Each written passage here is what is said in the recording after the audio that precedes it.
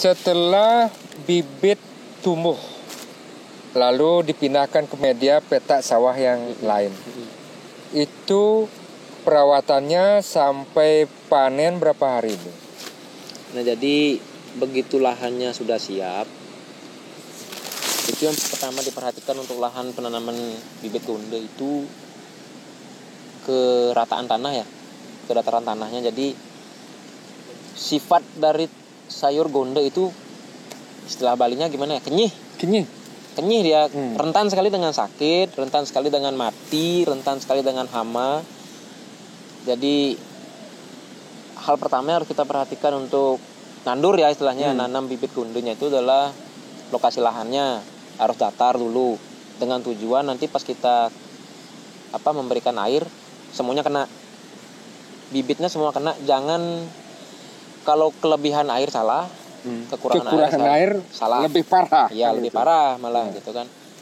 Di situ makan waktu biasanya dari penanaman sampai siap panen itu, kalau cuaca bagus, kemudian perawatannya kita mulai dari kasih rabuk, kasih pupuk ya kan, baik itu pupuknya pupuk jadi ya pupuk kimia lah istilahnya, atau kita pakai POC ya, pupuk organik cair ya seperti yang saya buat, itu bagus. Kemudian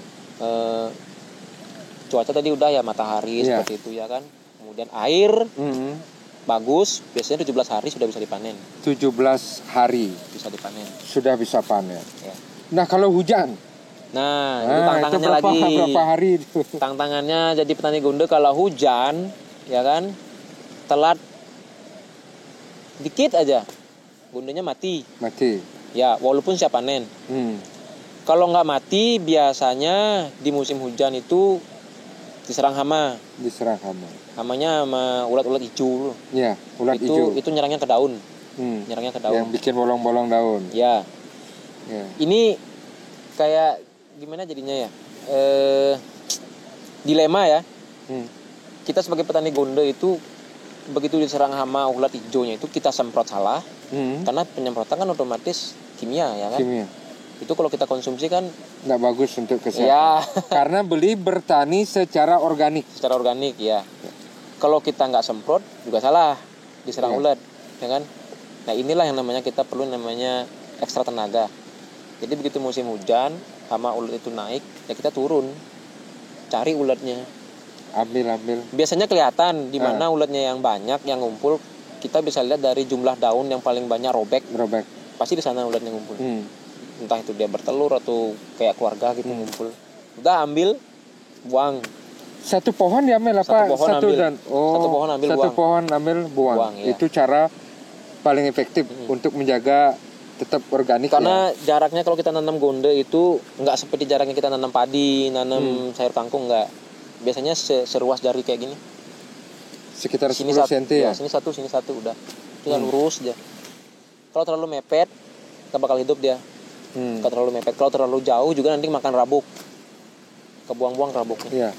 Itu dengan kondisi hujan ya. 21 hari.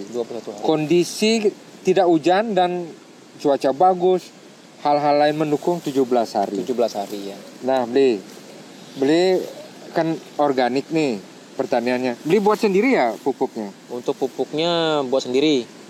Ya, modalnya 100.000. Modalnya 100.000 ya. Itu bisa dipakai dengan selama 1 bulan di luas areal beli ini 10 hari. Enggak, maksudnya jadi yang 100.000 itu kita beli bahan untuk pembuatan rabuknya ya kan, ada 2. Nggak bisa bilang merek ya, takutnya nanti. Ya kan, ada 2 bahannya. Kalau bisa, yang bahan satu bisa saya sebutkan, yaitu ampas tebu. Kalau orang-orang biasanya bilang molase ya, itu cari molase. Ada sedikit garam, air, sama kotoran ternak. Jadi kotoran ternak itu yang bagus dipakai itulah kotoran ternak ayam. Ya. Itu prosesnya kurang lebih 1 bulan juga untuk fermentasi. Untuk fermentasi. Jadi modalnya cuma 100.000.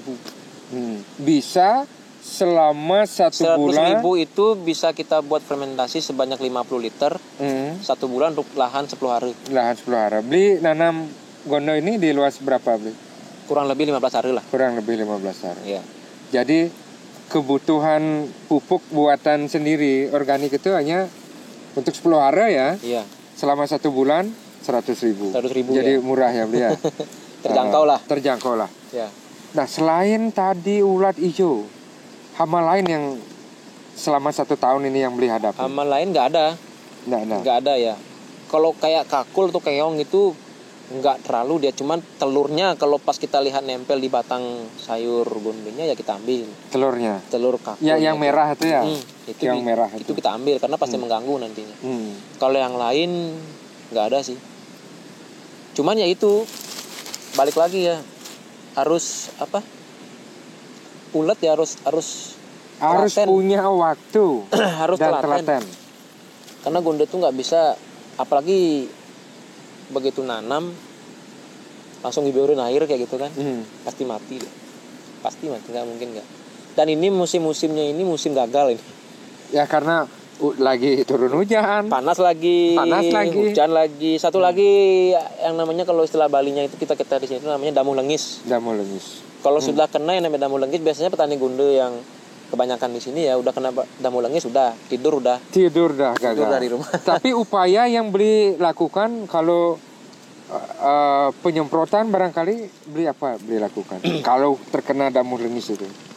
Kalau damu lengis ya biasanya yang saya lakukan, kalau orang-orang tua bilang wah gonde, kan saya nanya nih, mati nih gondenya nih, padahal airnya udah cukup, udah kita rabuk, udah kita pupuk ya kan, tanahnya bagus kayak gitu kan, kok mati nih gitu, kena damu lengis.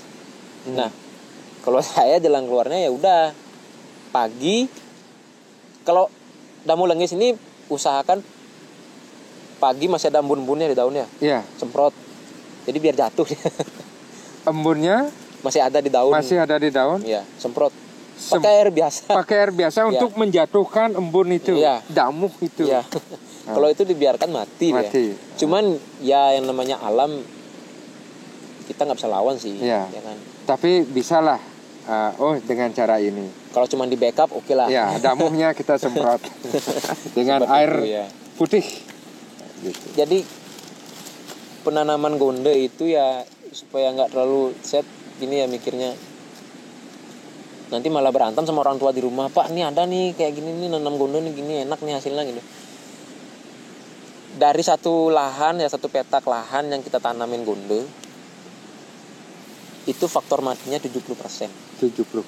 Faktor mati, katakanlah gagalnya itu 70%. 30%-nya berhasil. 30%-nya berhasil. Beli, saya sih nggak begitu tahu persis ya, pernah melihat lah di desa lain.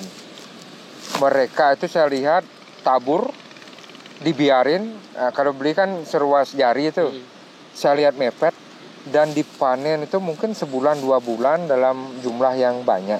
Nah kalau saya lihat beli kan, karena kita satu kampung jadi saya tahu beli itu panen bisa setiap hari. Nah beda orang beda gaya, dan menurut saya beli ya, panen tiap hari itu kece, keren. Gimana idenya itu beli? Jadi gini ya, petani gonde itu kan beda-beda ya, beda tempat, beda gaya, beda orang pasti beda gaya. Ada yang langsung cuman tabur serbuknya, dibiarin tumbuh gitu aja. Ada yang cuman embongnya aja dicari-cari, ada gitu kan. Ada yang punya bibitnya diambil, tapi dikumpulin satu tempat. Ada gitu kayak di Mangwitani ada. Kayak gini loh, anggaplah ini bibitnya kayak gini kan, banyak bibit di lahan bibit. Ini diambil dari bawah, cuma dipindahin aja. Nah, udah kayak gitu ada. Sedangkan saya beda. Jadi karena orang tua saya bilang kalau bagus ya kan, faktor-faktor tadi cuaca lah, air lah, perabuannya, pemupukannya bagus kayak gitu. Biasanya 17 hari panen kan gitu. Ya kan? Yang saya pikirkan di sini kuota pasar. Sanggup nggak akan nerima sekian banyak sayur dalam 1 hari itu, atau nggak hitungannya 1 jam 2 jam, ya kan. Jadi dari kampung nih, dibawa dari desa gitu kan, carry-carryan, pick-up-pick-upan tuh 4 pick-up, plak nih sayur gonde nih.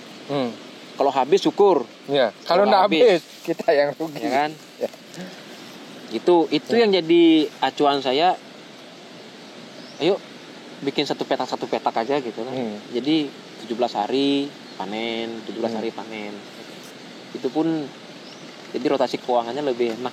Iya, kayak 10-nya lebih enak. Tapi beli tiap hari kan bisa panen kan? Hampir tiap hari ya. Untuk panennya ya saya makan waktu 2-3 hari lah. 2-3 hari. Kalau faktornya itu bagus ya. Iya, kita bicara faktor yang bagus. Kalau kayak sekarang kan cuacanya nggak tentu ya, bisa hujan, bisa panas gitu kan. Seminggu bisa baru dapat. Karena bibitnya kurang. Iya. Ini kan jualnya tidak per kiloan ya beli ya, per ikat ya. Per ikat. Berapa ikat beli satu petak itu menghasilkan? Kalau satu are ya anggap ya. Satu are ya. Satu are itu 10 kali 10 meter. Per sekali panen bisa dapat 220 sampai 250 ribu. 220 ribu. Ya. Satu are. Itu panennya paling 1 jam ya beli ya. Gak makan waktu banyak lah. Gak makan waktu banyak ya. Kalau kerjaan berdua cepet lah. Iya. Jadi penghasilannya 220 ribu per jam, bukan per hari ya. Ya, cuman panennya 2-3 hari. Iya. Per satu are itu hitungannya kalau bagus dia siap panen itu 17 hari. Ya. Jadi 17 hari ini satu are menghasilkan oke lah kita average saja ya 200 ribu lah katakan. 17 hari satu are 200 ribu udah gitu. Kalau padi belum tentu. Padi belum tentu. 3 bulan kan. 3 bulan. Dan hasilnya juga tidak begitu banyak. Iya. Ya. Demikian sahabat Kuko TV, obrolan saya dengan beli Komang Lolik yang sangat menginspirasi. Semoga juga para sahabat yang mendengarkan obrolan kami juga terinspirasi, dan pesan beli Lolik, jangan gengsi. Coba berusaha, niscaya akan ada hasil minimal untuk kesejahteraan keluarga. Sampai jumpa dan tetap jaga kesehatan. Kuko TV, kabar baru.